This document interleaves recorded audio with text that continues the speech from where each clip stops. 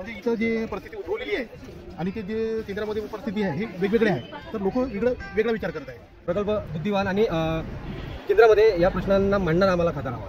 इथल्या यवतमाळ वाशिम लोकसभा मतदारसंघातल्या जनतेने भरभरून मतदान करावं आणि तळपदार आणि खऱ्या अर्थानं काम करणाऱ्या नेतृत्वाला या जिल्ह्याची खरोखर शोकांतिका आहे की या जिल्ह्याला पाहिजे तसा अजून खासदार मिळालेला नाही। मुद्दा म्हणजे की या यवतमाळ जिल्ह्याला रेल्वेची फार मोठी आवश्यकता आहे। शेतकऱ्यांचे पोरं शिकत आहेत पण त्याच्या शिक्षणाला काही फायदा होत नाही, त्याच्या आत्महत्या होऊन राहिल्या। यातून खासदारापैकी कोण निवडून येईल त्यांनी हे सगळं थांबवावं आणि येणाऱ्या खासदाराला आम्ही नम्रपणे यवतमाळकरांना त्यातून विनंती करतो की त्यांनी रेल्वेचा जे कार्यक्रम आहे ते एका वर्षात त्यांनी पूर्णत्वास न्यावा। सध्या वाशिम यवतमाळ लोकसभा निवडणुकीच्या प्रचारात रंगात आलेली आहे आणि यावेळी अनेक उमेदवार रिंगणात असले तरी प्रमुख लढत या दोन उमेदवारांमध्ये दिसत आहे आणि लोकांमध्ये दोन्ही उमेदवारांबद्दल विविध मुद्दे आहेत। त्या मुद्द्यावर आमच्यासाठी या मुद्द्यावर बोलण्यासाठी आमच्यासाठी सामाजिक आर्थिक पत्रकारिता आणि राजकीय क्षेत्रातले काही लोक हजर आहेत, त्यांच्याशी आपण बोलूया। वकील साहेब नमस्कार।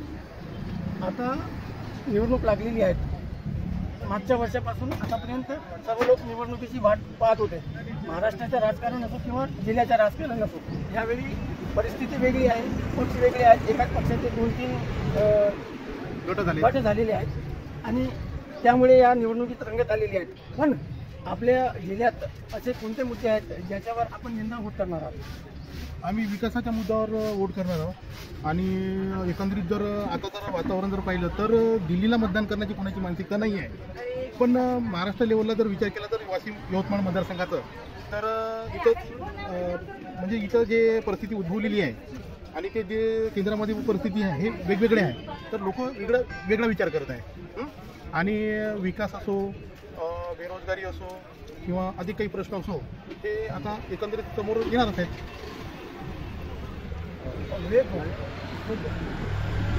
नवीन खासदार कसा असावा, आपल्या काय अपेक्षा आहेत?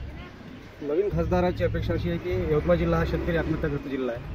इथे अनेक सुखसुविधांचा अभाव आहे, जसा पाण्याची समस्या आहे, अद्यापही 302 कोटीचा प्रोजेक्ट आपल्या यवतमाळमध्ये पोहोचलेला नाही आहे, शेतकऱ्यांना मोबदला मिळालेला नाही आहे, अशा अनेक अडचणी यवतमाळ जिल्ह्याला आहे। त्या अडचणी दूर करण्याकरता एक प्रकल्प बुद्धिवान आणि केंद्रामध्ये या प्रश्नांना मांडणार आम्हाला खातर हवा। याच्यात काही शेतकरी आहेत, आपण त्याच्यात त्यांना विचारूया तुमचे यावेळी मुद्दे आहेत। या पंचवार्षिकीमध्ये शेती करताना आपल्याला काय अडचणी आल्या? शेती करताना अशा अडचणी आल्या का, काही जे लोकांना कर्जमाफीचे जे हे दिले होते ते प्रमाणात झाले नाही, पुढे होतील असं वाटतं।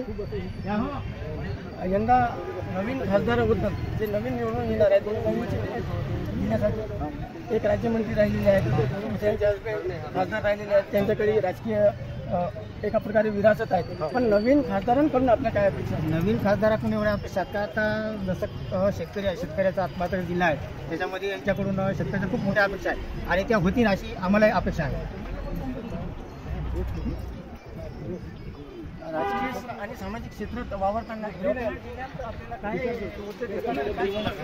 त्याच्यावर या निवडणुकीत मुद्दे असायला हवे? यवतमाळ जिल्ह्याचा जर खऱ्या अर्थाने विकास करायचा असेल याला यवतमाळ जिल्ह्याला आदिवासी जिल्हा म्हणून ओळखला जातो आणि आतापर्यंत जिल्हा म्हणून ओळखला जातो। इथे मागच्या गेल्या 2-3 वर्षापूर्वीची परिस्थिती जर पाहिली की इथे साधारणपणे 10 ते 12 हजार रुपये कापसाला भाव होतो। आताची जी परिस्थिती आहे ते 5 ते 6 हजार रुपयाला कापसाचे भाव मिळत आहे, सोयाबीनला 3 ते 4-5 हजाराच्या दरम्यानचे भाव मिळत आहे या महायुतीच्या सरकारमध्ये।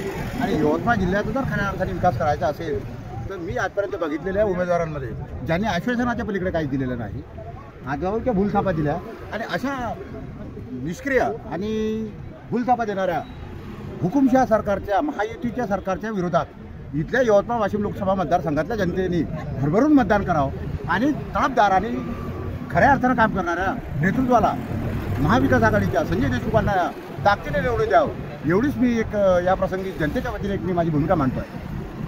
भरभरून मते देऊन निवडून द्यावे, कारण वर्षापासून महत्वाची परिवर्तनासाठी, पण मत देताना आपले मुख्य मुद्दे काय राहिले? सर्वप्रथम आपण सांगू इच्छितो की मी कुठल्याही पक्षाचा कार्यकर्ता नाही आहे आणि आताच आमच्या साहेबांनी सांगितलं की हा आपला आदिवासी जिल्हा आहे आणि आदिवासी जिल्हा असल्यामुळे या जिल्ह्याची खरोखरच शोकांतिका आहे की या जिल्ह्याला पाहिजे तसा अजूनही खासदार मिळालेला नाही. मागच्या वेळेस आमच्या जिल्ह्यामध्ये भावनाताई गवळी या खासदार होते, परंतु त्यांच्याकडून या अपेक्षा होत्या जनतेला कुठलंही काम झालं नाही. त्याला कारण म्हणजे ते सत्ताधारी पक्षात नव्हत्या, हे नेहमी त्याचं कारण राहतं. या जिल्ह्यामध्ये खास करून आमच्या यवतमाळसाठी सांगतो की या यवतमाळला बायपास फार आवश्यकता आहे आणि तुमच्या माहितीसाठी सांगतो की 2018मध्ये MP पासून तर करंजीपर्यंत हा एक नवीन नॅशनल हायवे सरकारने घोषित केला. मात्र त्याचं DPR वगैरे सगळे तयार केलं, परंतु त्याला नॅशनल हायवे म्हणून मान्यता मिळाली नाही. जर समजा तो नॅशनल हायवे झाला, तो नॅशनल हायवे होताना यवतमाळला त्याच्यामध्ये बायपाससुद्धा टाकलेला आहे. तो जर झाला तर यवतमाळ जिल्ह्याचा विकास हा खऱ्या अर्थाने भरभराटून होईल, कारण यवतमाळ जिल्ह्यामध्ये एकही नॅशनल हायवे नाही आहे. फक्त जो एक नागपूर तुळजापूर आहे त्याला फक्त मान्यता दिलेली आहे, परंतु ओरिजिनल नॅशनल हायवे या जिल्ह्याला नाही आहे. दुसरा मुद्दा म्हणजे की या यवतमाळ जिल्ह्याला रेल्वेची फार मोठी आवश्यकता आहे आणि एक प्रकल्प आता इथे आलेला आहे जो नांदेड नागपूर, परंतु तो अजूनही त्याला जवळपास 14-15 वर्ष झालेले आहेत, तोही अजूनही पूर्ण झालेला नाही आहे. तर हे दोन मुद्दे फार महत्त्वाचे आहे आणि हे गव्हर्नमेंट करू शकते. याचं सगळं DPR वगैरे सगळं तयार झालेलं आहे. तर हे महत्त्वाचे मुद्दे लक्षात घेऊनच मी जनतेला आवाहन करतो की त्यांनी मतदान करावं. शेतकरी आत्महत्या असो, रेल्वेचा मुद्दा असो, टेक्स्टाईल पार्कचा मुद्दा असो, हे मुद्दे सतत गाजत राहिले पण याच्यावर इम्प्लिमेंट झालं नाही. यवतमाळ जिल्ह्यात शेतकरी आत्महत्या थांबल्या नाहीत. नवीन खासदारांकडून आपल्याला काय आता येणाऱ्या नवीन खासदाराकडून अपेक्षा यवतमाळकरांच्या वतीने बोलतो मी. बेरोजगारीचा प्रश्न फार मोठा गंभीर आहे. लोक सुशिक्षित आहेत, शिक्षित आहेत, पण त्यांच्या हाताला काम नाही आहे. शेतकऱ्यांचे इथे गंभीर प्रश्न आहे की आपण पाहतो आहे यवतमाळ जिल्हा आत्महत्याग्रस्त म्हणूनच प्रसिद्ध आहे. अनेक लोक शेतकऱ्यांची पोरं शिकत आहेत पण त्यांच्या शिक्षणाला काही फायदा होत नाही, त्यांच्या आत्महत्या होऊन राहिल्या. ह्या दोन खासदारापैकी कोण निवडून येईल त्यांनी हे सगळं थांबवावं आणि रोजगारीचा जो प्रश्न आहे तो प्रथमतः सोडवावा असं मला वाटते. आता सध्याच्या परिस्थितीमध्ये जे दोन खासदारपैकी उमेदवारापैकी एक निवडून येणार तो कुठल्याही पक्षाचा असो, पण त्यांना माझी अशी विनंती आहे की यवतमाळच्या ज्या समस्या आहेत त्या त्यांनी सोडवाव्या.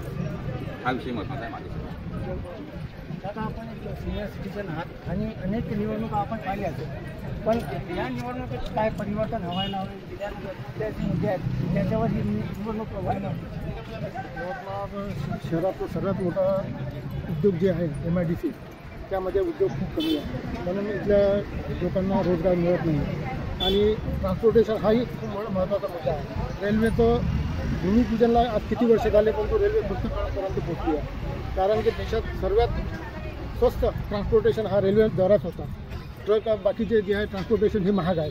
तर येणाऱ्या खासदाराला आम्ही नम्रपणे यवतमाळकरांना त्यातून विनंती करतो की त्यांनी रेल्वेचं जे कार्यक्रम आहे ते एका वर्षात त्यांनी पूर्णत्वास न्यावा ही आमच्या यवतमाळ